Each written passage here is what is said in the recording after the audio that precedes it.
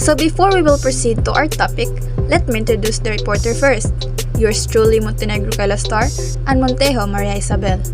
The objectives to this topic are to create public awareness about the benefits of intellectual property among all sections of society, to stimulate the creation and growth of intellectual property by undertaking relevant measures, and lastly, to have strong and effective laws with regard to IP rights consistent with international obligations. Now, let me share to you what is intellectual property. Intellectual property refers to creations of the mind. It can be an invention, patent utility model, a design for industrial design, a brand name or trademark, or a literary and artistic work or copyright. Intellectual property is also a category of property that includes intangible creations of the human intellect. And there are 4 types of an intellectual property. First is patent, second one is trademark, third is trade secret, and lastly, copyright. Now, what is patent? A patent grants a property rights on an invention, allowing the patent holder to exclude others from making, selling, or using the invention.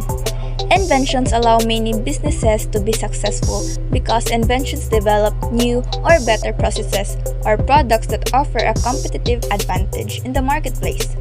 Patent owners may also give permission to or license other parties to use their inventions on mutually agreed terms. Owners may also sell their invention rights to someone else, who then become the new owner of the patent.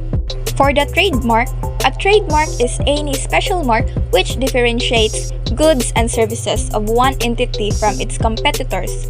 Intellectual property examples of trademarks are slogans, logo, colors, or even sounds. Trademarks may sometimes overlap with copyrights. For example, it is possible for a logo to be registered as a trademark and also be copyrightable as an artistic creation.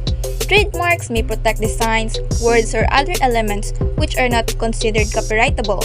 They may be protected under the common law and the Lanham Act even when a trademark is not registered. The third one is a trade secret. A trade secret is a formula, process, device, or other business information that companies keep private to give business advantage over the business competitors. Intellectual property examples of common trade secrets include manufacturing processes, client lists, ingredients, sales method, launch strategies, and business plans. So, copyright, the intellectual property of a creative or artistic nature, is protected by copyright. And after a creator's passing, copyright often remains in effect for 50 to 70 years. But in some nations, copyright needs to be registered in order to take the effect. And in the US, copyright is formed as soon as a work is finished, including when software or a digital drawing is saved on the hard drive. The most common violation of intellectual property is infringement. This is when someone uses or appropriates intellectual property without the owner's consent.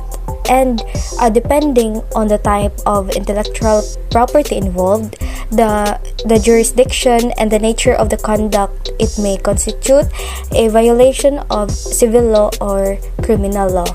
And there are 3 types of infringement.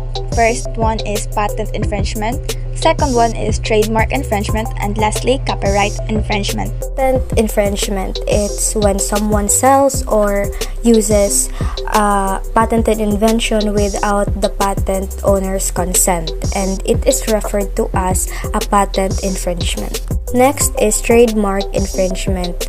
It is when someone uses a trademark that is confusingly similar to another party's registered mark. It is considered trademark infringement. Last one is copyright infringement.